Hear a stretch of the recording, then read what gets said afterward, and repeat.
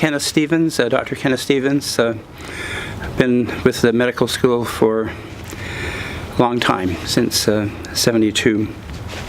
I speak in opposition to House Bill 2217 and Senate Bill 579. From 1998, when Oregon's assisted suicide law went into effect, through last year, 2018, there were 1,459 people who have taken their lives under its provisions.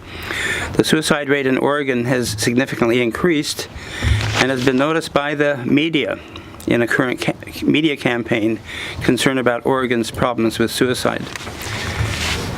Patients are being denied treatment by insurance carriers. Both House Bill 2217 and Senate Bill 579 will put vulnerable Oregonians at risk and push Oregon towards legalizing euthanasia.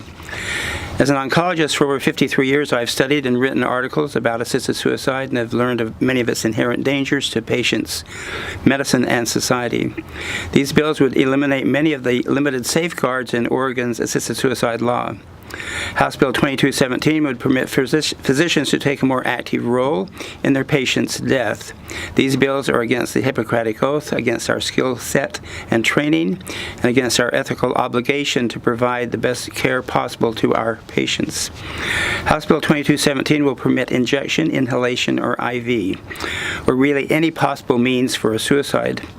By expanding assisted suicide methods so a patient can kill themselves without taking pills as they do now, lawmakers are making it as easy as possible for Oregonians to kill themselves.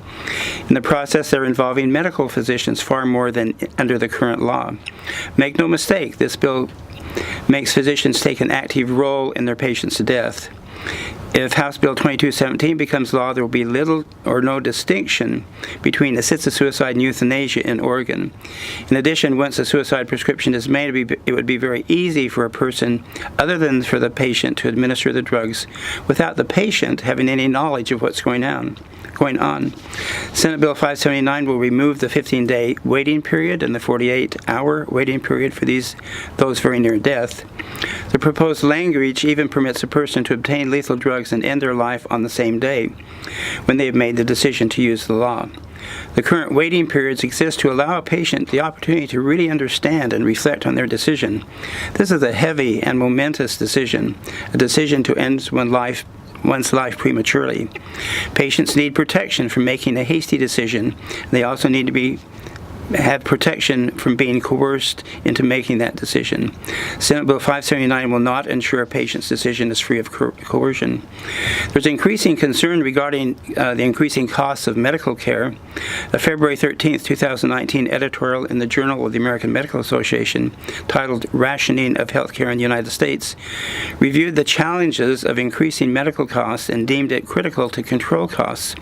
One way to control costs, healthcare costs, is to expand assisted suicide laws, as these bills would do. The drugs of assisted suicide are less expensive than continued care. This currently exists as the Oregon Medicaid program refuses to cover beneficial treatment for some patients, but will always cover assisted suicide drugs. Economics should not dictate whether a person chooses to live or die. House Bill 2217 and Senate Bill 579 are dangerous bills for Oregon's most endangered and should be opposed by lawmakers. Thank you.